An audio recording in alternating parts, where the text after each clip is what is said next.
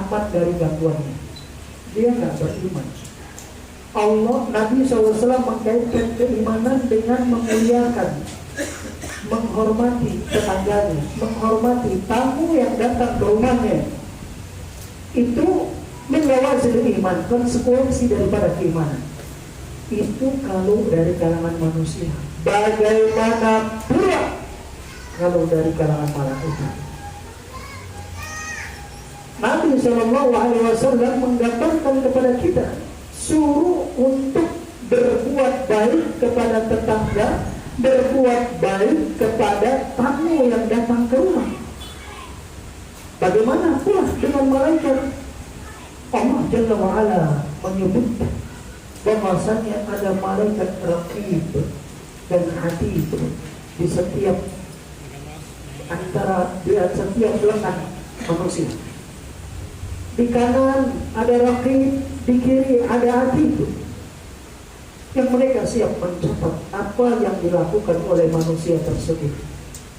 Yatalaqqal mutalaqqiyan 'anil yamin wa 'anil shimal qa'id. Perhatikan, ada dua malaikat yang duduk di sebelah kanan, satu lagi di sebelah kiri. Ma yalfidu min qawlin illa ladaihi raqibun atid. Tidak ada satu ucapan yang terucap dari manusia kecuali ada malaikat raqib dan pula malaikat atid. Sebagian para ulama menyebutkan raqib dan atid bukan nama malaikat, tapi sifat yang dengannya dia bersifat. Raqib mencatat kebaikan, atid mencatat keburukan. Tapi intinya ada malaikat di samping kanan dan kiri kita. Kalau saja dengan tetangga kita harus berbuat baik dari kalangan manusia, bagaimana pula kalau dia adalah dari kalangan malaikat? Sebagaimana manusia terganggu, demikian malaikat pun terganggu. Nabi SAW sebutkan di dalam sabdanya, innal malaikata tata'adza bima yata'adza bihi banu Adam. Sesungguhnya malaikat itu merasa gak nyaman dengan sesuatu yang gak nyaman dengannya anak Adam. Kalau ada anak Adam, temannya bau, busuk mulutnya, dia sholat di masjid mengganggu tetangganya, sebagaimana tetangganya terganggu, malaikat pun terganggu dengannya. Oleh karena itu dia gak boleh datang ke masjid kalau dalam keadaan busuk mulutnya. Gak boleh dia mendekati masjid. Bahkan sebagian ulama menyebutkan dalam pembahasan fikih, apabila memang dia ditakdirkan manusia yang memang bawaannya busuk mulutnya, bau mulutnya, maka nggak wajib untuknya sholat jamaah di masjid. Dia harus di rumah. Kenapa? Efek mudaratnya lebih besar dibandingkan kebaikan yang akan dia buat. Oleh karena itu dia harus di rumah, demikian jemaah. Malaikat terganggu dengan terganggunya manusia. Oleh karena itu, kalau ada orang yang buat dosa di depan kita, mabuk, mencuri dan lain sebagainya di depan kita, kita nggak nyaman, malaikat pun nggak nyaman dengan perbuatan itu. Oleh karena itu, kalau ada orang yang berbuat keburukan, malaikat itu jaga jarak dari orang itu, tidak akan memberikan pertolongan, tidak akan memberikan perlindungan kepada orang tersebut. Beliau katakan, wa khairul jirani wa abarrih. Bukankah malaikat itu sebaik-baik tetangga dan semulia-mulia yang berbakti di antara tetangga yang ada? Wa idza adala 'abdul malaku bi anwa'il ma'asi wal dhulmi wal fawahish. Apabila seorang hamba menyakiti malaikat dengan berbagai jenis dosa, kezaliman dan keburukan, da'a alaihi rabbahu, maka malaikat berdoa kepada Allah Azza wa Jalla keburukan atas hamba yang berbuat dosa tersebut. Waqal, malaikat itu mengatakan, la jazakallahu khairan, semoga Allah tak berikan kebaikan untuk hidupmu. Marah malaikat itu, mendoakan keburukan terhadap pelaku dosa dan maksiat. Oleh karena itu, dia tidak mendapatkan perlindungan, tidak mendapatkan pertolongan dari malaikat tersebut. Kama yada'ulahu idza aqramahu bi-ta'ati wal ihsan, sebagaimana kalau ada orang yang berbuat baik, membuat ketaatan, berbuat kebaikan, maka niscaya malaikat pun berdoa kepada Allah untuknya, doa kebaikan. Qala ba'du sahabat, sebagian sahabat Nabi SAW pernah berkata, Inna ma'akum man la yufariqukum, sesungguhnya bersama kalian ada makhluk Allah yang tidak pernah berpisah dengan kalian. Fastahyu minhum wa akrimuhum, malulah kalian darinya, muliakan dia. Malu untuk buat dosa, karena dia terus melihat, karena dia terus memantau, karena dia terus memperhatikan apa yang dilakukan oleh seorang hamba dalam keramaian ataupun dalam kesendirian, dalam kondisi dia di dalam tempat yang terang atau di tempat yang gelap. Malaikat itu terus memperhatikannya dan tidak pernah berpisah dengan diri sampai ruh berpisah dengan tubuhnya. Wala alam mimman la yastahi minal karimil azimil qadar, tidak ada yang lebih rendah, tidak ada yang lebih tercela, tidak ada yang lebih buruk dibandingkan orang yang tidak punya malu kepada malaikat yang agung lagi mulia kedudukannya. Kemudian beliau mengatakan wala yujilluhu wala yuqaddiruhu, tidak memuliakan, tidak mengagungkannya. Wa qad nabbahallahu subhanahu ala hadzal ma'na, Allah sudah kasih peringatan tentang ucapan yang telah kita ucapkan ini dengan makna firman Allah, wa inna alaikum lahafizin. Ingat, sesungguhnya pada diri kalian terdapat malaikat-malaikat yang terus menjaga dan memperhatikan. Kiraman katibin, yang mulia, dia terus mencatat. Ya'lamuna ma taf'alun, mereka mengetahui apa yang kalian lakukan. Malu terhadap malaikat yang senantiasa berdampingan dengan kita. Dia tetangga kita, dia tamu kita, dia terganggu sebagaimana manusia terganggu dengan perbuatan-perbuatan dosa dan maksiat. Oleh karena itu hati-hati. Syekh Ibnu Qayyim al-Jauziyah di sini mengomentari ayat tersebut, ai istahyu min haula'il hafizin. Maksud daripada ayat ini, hendaklah kalian tahu malu dari mereka para malaikat-malaikat yang terus menjaga, malaikat yang mulia. Wa akrimuhum, muliakan mereka. Wa ajilluhum, dan hormatilah mereka. Aw ayyarau minkum ma la tastahyuna an yarakum alaihi man huwa mithlukum. Hendaklah kalian malu dengan mereka, hormati mereka. Jangan sampai kalian itu merasa lebih malu dengan orang yang seperti kalian. Dia nggak kelihatan, kalian nggak merasa malu dengannya. Kemudian kalian mau buat dosa karena ada teman, karena ada tetangga, malu. Dengan ada tetangga yang lebih mulia dari tetangga samping rumah kita.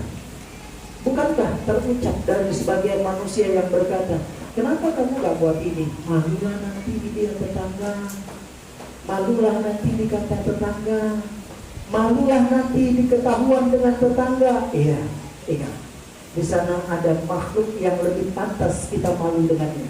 Siapa dia? Malaikat kiraman katibin, malaikat-malaikat yang mulia yang terus mencatat amal-amal kita. Wal malaikatu tata'adza mimma yata'adza minhu banu Adam. Malaikat itu merasa terganggu dengan sesuatu yang terganggu dengannya anak Adam. Fa idza kana banu Adam yata'adza mimman yafjuru wa ya'si baina yadayhi. Kalau ada anak Adam, manusia merasa terganggu, orang yang buat judi di depannya, orang yang berzina di depannya, orang yang mabok di depannya, orang yang merampok di depannya, buat dosa dan maksiat kejahatan di depannya, dia merasa terganggu, malaikat lebih terganggu dengan itu. Oleh karena itu, wa in kana qad ya'malu mithla amali. Walaupun dia sendiri berbuat seperti yang dibuat oleh orang itu. Maksiatnya apa? Judi. Dia pemain judi. Apa kata dia? Janganlah main judi di depan saya. Kenapa? Terganggu. Jangan main judi di depan rumah saya. Kenapa? Terganggu dia. Walaupun dia pelaku dosa itu, dia merasa terganggu.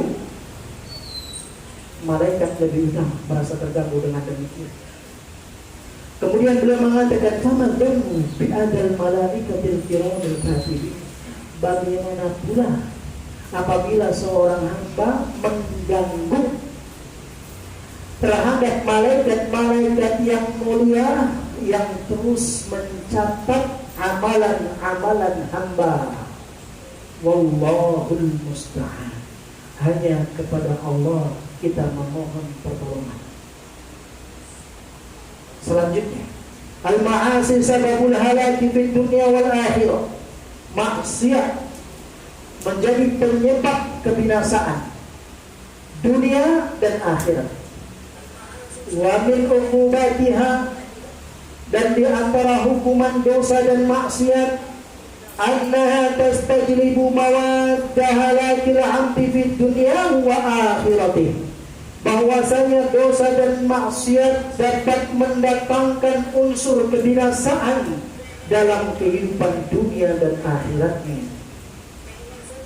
Fa inna dzunuba hiya amrad. Ingat, dosa itu penyakit. Ini yang beliau katakan tuh. Antum harus ingat judul kitab ini. Ada wadawa, penyakit dan obatnya. Dosa itu penyakit, harus diobati agar lekas sembuh dari penyakit-penyakit tersebut. Kenapa Ustaz? Karena Syekh di sini mengatakan, matastahkamat qatalat walabi. Kapan penyakit itu menguasai tubuh, pasti dia akan membunuh, pasti akan membinasakan. Hati-hati jemaah, dosa itu penyakit, dan kita harus bersihkan dari penyakit-penyakit dosa itu. Saya kira teman-teman yang punya rumah itu sering melihat istrinya nyapu di pagi hari, nanti di siang hari disapu lagi, di sore hari disapu lagi, terkadang malam sebelum tidur disapu lagi. Kenapa? Supaya bersih. Emang disapu-sapu terus dia. Antum kalau punya rumah, nyapunya kira-kira istri antum sepekan sekali, sebulan sekali, atau setahun sekali? Setiap hari bayang. Bayang masjid ini setiap hari disapu. Berapa kali Pak? Sekali. Pelanggaran Pak Ayah terus sekali. Berapa kali Pak Ayah? Sekali masjid ini disapu. Sebelum Pak Ayah ada juga yang nyapu. Nanti sore ada lagi nyapu, ya kan? Baik, kalau rumah Pak Ayah sendiri disapu berapa kali sehari? Gak tentu. Biasanya istrinya pegang sapu berapa kali? 2 kali, ya, 3 kali nyapu. Yang keempat mentok. Ya, 3 kali nyapu jemaah. Kenapa dia harus sapu? Iya Ustaz, kalau nggak disapu dia kotor. Maka ketika nampak kotor disapu lagi bersih.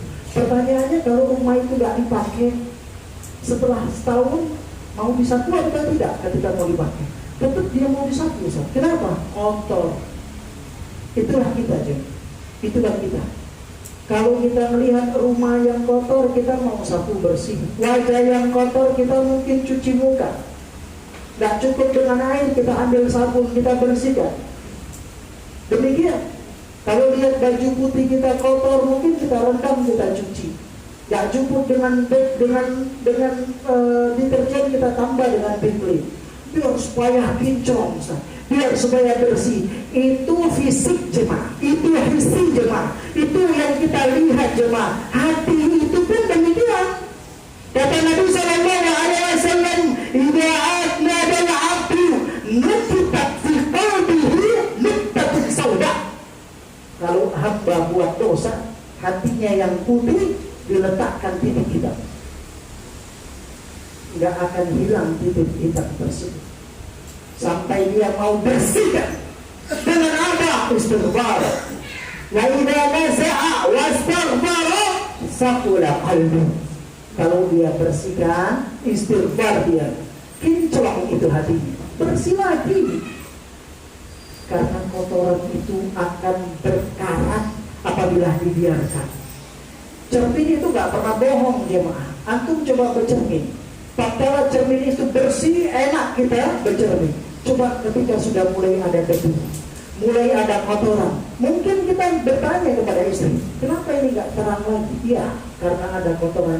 Mungkin kita terus mengambil air, mengambil kain untuk membersihkannya. Agar apa? Agar tampak cahaya yang sempurna. Hati kita demikian juga. Ingat, kita bicara ada wadawa, penyakit dan obatnya. Tubuh ini sama seperti hati. Hati punya penyakit, tubuh juga punya penyakit. Yang mana apabila tubuh ini tidak dijaga, maka dia rusak. Hati apabila tidak dijaga, dia pun rusak. Oleh karenanya beliau mengatakan, annaha tastajlibu mawatuhalatil amdi fid dunya wa akhiratihi, bahwasanya dosa dan maksiat tersebut akan mendatangkan unsur kebinasaan seorang hamba di dunia dan di akhiratnya. Fa inna dzunuba hiya amrad. Ingat, dosa itu penyakit di dalam hati. Maka stahkamat qatalat walad, apabila dosa itu telah menguasai tubuh manusia, apabila setelah menyebar pada tubuh manusia, maka niscaya dia akan membunuh. Kalau kita lihat di dalam tubuh kita ini ada organ-organ penting. Kalau organ-organ penting itu terkena dengan bakteri, dengan virus, dengan hal-hal yang dapat merusaknya, dia akan lemah. Semakin lemah, fungsi kerjanya berkurang. Tatkala fungsi kerjanya berkurang, dia terus mempertahankan untuk bekerja, kemudian dia tidak kuat sampai akhirnya akan mati. Hati demikian, hati manusia demikian. Beliau katakan, wa kama annal badana la yakunu sahihan illa bi ghida'in yahfaduhu quwwatahu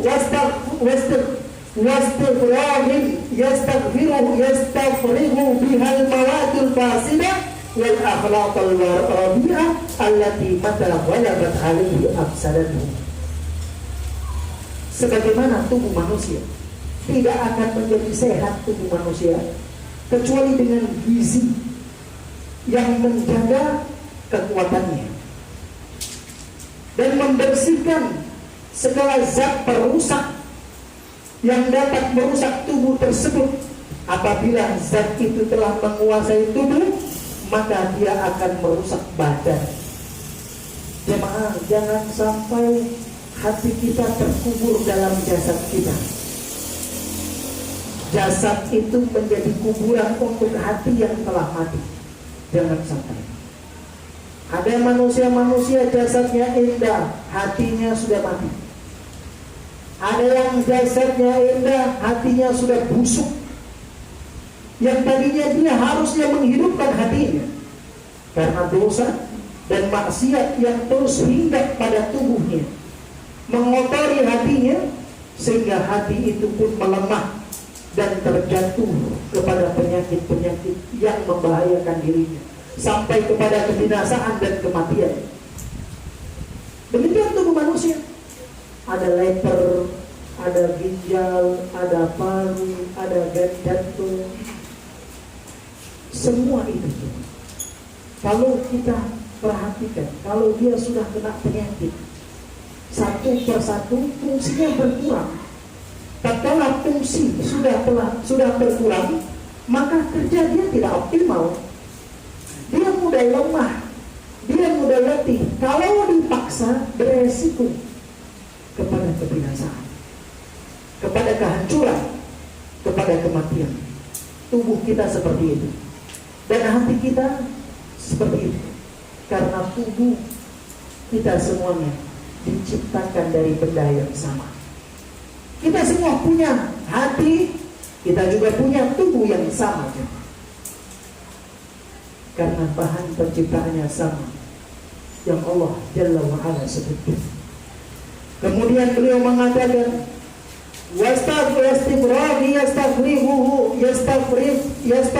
bihal mawadil fasidah, dan hendaknya seorang membersihkan kotoran-kotoran tersebut, kotoran yang merusak dan yang membahayakan tersebut, dari hal-hal yang dapat merusak tubuhnya. Wahamiyatin tamna'u biha yamtani'u biha min tanawuli ma yu'dihi wa yakhsha dararahu, dan menjaga diri dari hal-hal yang dapat membahayakan dirinya dan mengganggunya, serta mengkhawatirkan akan kedahsyatan penyakitnya. Fakadzalikal qalb, demikian pula hati manusia.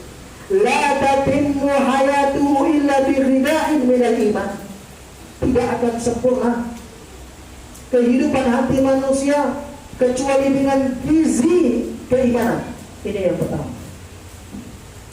Kalau tubuh kita butuh dengan gizi, butuh dengan nutrisi agar sehat, agar kita kuat. Demikian hati kita butuh dengan gizi, butuh dengan nutrisi. Yang sayang kita itu suka ingat dengan tubuh kita saja, tapi lupa dengan hati kita. Padahal Allah memberikan rekomendasi keberhasilan dan kesuksesan bagi siapa? Bagi yang mau mensucikan hatinya. Allah katakan, qad aflaha man zakkaha, qad aflaha man zakkaha. Sungguh beruntung orang yang mau mensucikan jiwa, hatinya dibersihkan dari kotoran dosa dan maksiat, kemunafikan, kesyirikan, kekufuran, kekhurafatan, kebid'ahan, dan penyakit-penyakit hati yang lain, kesombongan, hasad, iri, dengki, dan lain yang sebagainya. Dia berusaha membersihkan kotoran hati tersebut dengan apa? Dengan iman. Agar hati itu kembali tumbuh hidup, butuh gizi dia, gizi yang bernama iman. Wal a'malu salihah, dan amal-amalan saleh tahfadu quwwatah, yang dapat menjaga kekuatan hatinya. Cukup sampai di sini tidak? Yang ketiga, wastibraghin bitaubatin nasuh, dia harus bersihkan kotoran hatinya dengan taubat nasuh. Dan itu jamaah semua Allah sebutkan dalam Al-Quran. Yastabrihu bihal mawadil fasidah, dia membersihkan dengan iman, dengan amal saleh, dengan taubatan nasuha, kotoran-kotoran yang dapat merusak tubuhnya. Wahniyatin tujibu lahu hifdz shihah, dan penjagaan yang terus dengannya dia menjaga kesehatannya. Wa tajannuba ma yubadduha, dan menjauhkan segala apa yang menjadi lawan dari tubuhnya. Wa hiya ibaratun an tarki isti'mali ma yudadu shihah, yaitu sebuah ungkapan seakan dia meninggalkan perbuatan-perbuatan yang menjadi lawan kesehatannya. Ingat jemaah, tidak semua yang manis itu menyehatkan, tidak semua yang pahit itu menyakitkan. Berapa banyak manusia-manusia mati karena yang manis, dia sehat karena yang pahit. Oleh karenanya, kalau manis jangan mudah ditelan, kalau pahit jangan mudah dimuntahkan. Belum tentu yang manis itu menyehatkan, belum tentu yang pahit itu menjadi racun pada tubuh manusia. Banyak orang minum yang pahit untuk kesehatannya, bahkan menjadi segar tubuhnya. Kenapa kamu tidak lebih suka sirup dibandingkan jamu? Padahal jamu itu lebih pahit daripada sirup. Iya Ustaz, karena sirup mengandung zat yang dapat merusak tubuh. Apa itu? Mungkin ada kimia di sana, kimia dari pewarna dan lain sebagainya, yang tidak asli dari buah-buahan akan merusak tubuhnya, belum lagi manisan-manisan yang dari kimia yang akan merusak tubuhnya. Apakah jantungnya, ataukah ginjalnya, ataukah hatinya, ataukah parunya, dan lain sebagainya. Kenapa kau lebih memilih jamu? Ya Ustaz, walaupun dia pahit, dia menyehatkan. Demikian jemaah. Kadang kita ibadah itu berat di awal, berat. Tapi kalau kita tahu sekali, 2 kali, 3 kali, sudah terbiasa, menjadi ringan. Maksiat nampak enak jemaah. Nafsu manusia cocok dengan kemaksiatan, cocok dengan dosa dan maksiat, sehingga mendorong kepada dosa dan maksiat. Rasa-rasanya manis, tapi manis di awal, pahit pada akhirnya. Itu jamu jemaah, pahit di awal, manis pada akhirnya. Ingat, antum sedang belajar kitab Ad-Da wad Dawa, bukan belajar obat medis, tapi ini obat hati jemaah. Beliau ini luar biasa. Seakan-akan kalau bicara tentang kesehatan, beliau dokternya. Luar biasa. Sesuai dengan judul kitabnya. Apa yang beliau katakan, wa hiya ibaratun an tarki istimali ma yudadu sihha. Dan ia iman, amal soleh, dan taubat. Dia bagaikan sebuah ungkapan dari meninggalkan penggunaan apa yang menentang dan melawan kesehatan tersebut. Apa itu? Wattaqwa. Dia adalah takwa. Ismun mutanawilun lihadil umur thalatha. Nama yang mencakup 3 hal itu. Apa saja tadi? Iman, amal soleh, dan apa? Dan taubat. Ternyata jemaah, 3 hal ini sudah Allah sebutkan dalam Al-Quran. Iman, kaitan dengan takwa dengan keimanan. Allah sebutkan dalam Al-Quran, Alif Lam Mim, Dzalikal kitab la raiba huda lil muttaqin. Alif Lam Mim itu Alkitab, tidak ada keraguan padanya, sebagai petunjuk bagi siapa? Orang-orang yang bertakwa. Bagaimana ciri mereka yang bertakwa? Alladzina yu'minuna bil ghaib. Mereka orang yang beriman. Yang beriman, ada keimanan di dalam hatinya. Ini syarat pertama untuk menjadi orang yang bertakwa, iman. Yang kedua, amal saleh dan taubat. Bukan berarti orang yang bertakwa orang yang tak pernah dosa. Nggak ada manusia yang tak berdosa. Nabi Adam bapaknya manusia berdosa. Nggak mungkin anak keturunannya nggak dosa. Pasti pernah jatuh dalam dosa. Tapi orang yang bertakwa ketika berdosa, dia bertobat kepada Allah. Kullu bani Adam khata. Setiap anak Adam pernah buat dosa. Wa khairul khata'ina tawwabun. Sebaik-baik orang yang berdosa, dia orang yang mau bertobat. Itulah ciri orang yang bertakwa yang Allah ceritakan di dalam surat Al-Imran ayat 133. Wasari'u ila maghfiratin min rabbikum wa jannatin 'arduha as-samawati wal ard u'iddat lil muttaqin. Berlomba kalian untuk mengejar ampunan Allah, mencari surga Allah yang luasnya seluas langit dan bumi, yang Allah siapkan buat manusia-manusia yang bertakwa. Ciri pertama Allah katakan, alladzina yunfiquna bis-sarra. Ini ciri orang bertakwa. Dia berinfak pada saat kondisi sempit, tetap dia berinfak. Wad-dharra, dalam keadaan kondisi susah dia berinfak, dalam keadaan lapang dia tetap berinfak. Wal kadhimina al-ghaiz, mau memaafkan walaupun dia mampu membalasnya. Wal 'afi, menahan emosi. Wal kadhimina al-ghaiz, dia bisa menahan emosi. Wal 'afina 'anil nas, memaafkan orang lain. Wallahu yuhibbul muhsinin. Allah senang dengan orang-orang yang berbuat kebaikan. Ada amal di sana.